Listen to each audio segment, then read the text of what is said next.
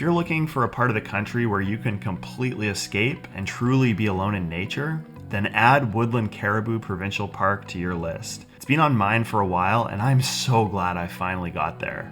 This is what a 6-day, 90-kilometer canoe trip through the park can look like.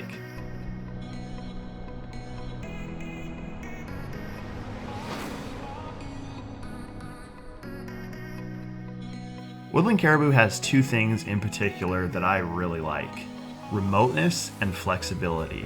With nearly 2,000 kilometers of canoe routes available through the park, you could come back year after year and have a completely different experience every time. It had been a long summer for me, and I was really looking forward to getting out on the lake, but the trip almost ended before I even got started. A story for another time perhaps, but suffice it to say, it wasn't an easy path through. Woo! That was insane. When I did eventually get through, I had a huge surge of morale, which had me hitting the water in high spirits around 4 p.m. at Liana Lake. The water was gorgeous, the sun was shining, the wind was at my back. I felt like I was on top of the world. After a short paddle northwest out of Liano, I made it to my campsite on a small island in the middle of Bunny Lake. It was a perfect spot, giving a nice view of the sunset and some shelter from the wind. Incredible to think that I was a hair's breadth away from turning around entirely. Day one, a good start.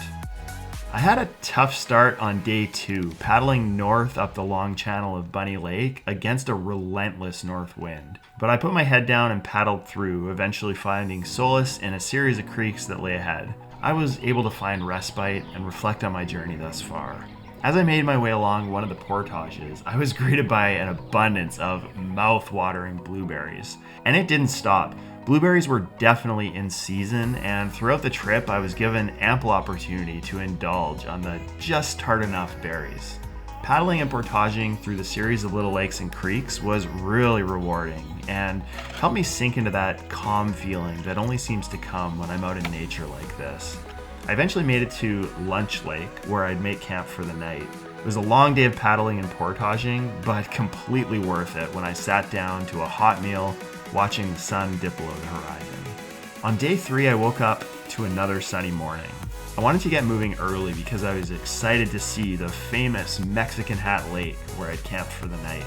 I paddled through a series of lakes taking me north, and this is where I first started to really notice the impact that forest fires have had on this park in the last few decades. It was really pretty, but definitely different. Finally, I made it. I spent some time relaxing in the tent, went for a dip in the water, and watched yet another incredible sunset before packing it in. I knew I had a long day ahead of me tomorrow, and I would need my rest. Now, day 4 was probably the hardest and best day of the whole trip. There was a really strong west wind, and the first 2/3 of my day, I was headed directly west. I made it to the west end of Mexican Hat Lake, exhausted as I started pulling my canoe through the shallow reeds, when all of a sudden something caught my eye.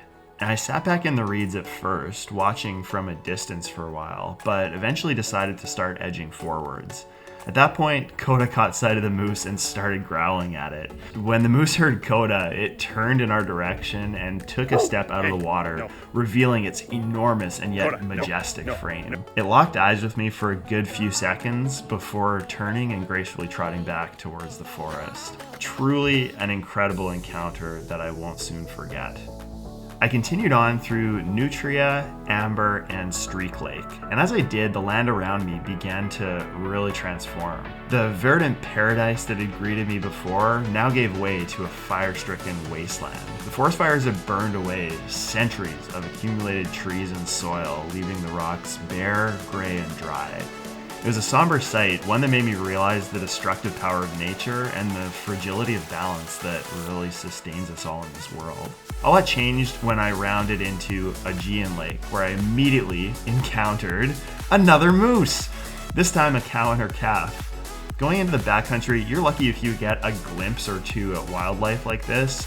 Having 2 up-close and extended encounters with moose in a single day, it was a real blessing and one of the highlights of my year. I continued to the south end of Aegean Lake and made camp, just in time to see yet another incredible sunset.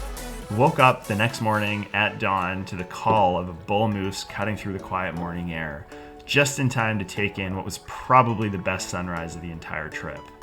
I went through South Aegean Lake and headed east. The portages through this part of the trip were in rough shape, and at times they were a little hard to follow. I took my time clearing a lot of them and slowly made my way into Paul Lake and found a very pleasant little campsite tucked away in the leeward side of a small island, and enjoyed the final few hours of the day swimming and eating some much needed rehydrated food. On day 6, I woke up to a bit of a hazy morning.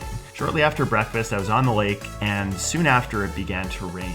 It was one of those peaceful rains, calm all around, only the soft sound of raindrops hitting the surface of the lake.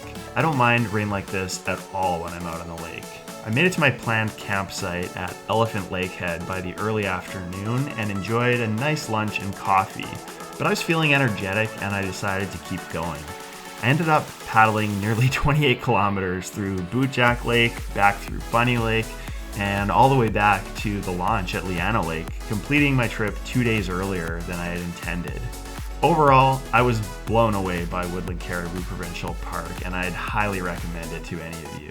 Despite some of the portages deep in the park being maybe a little rough, the campsites were all in perfect locations, the lakes were incredible, and I thoroughly enjoyed exploring another one of Canada's lesser-known provincial parks.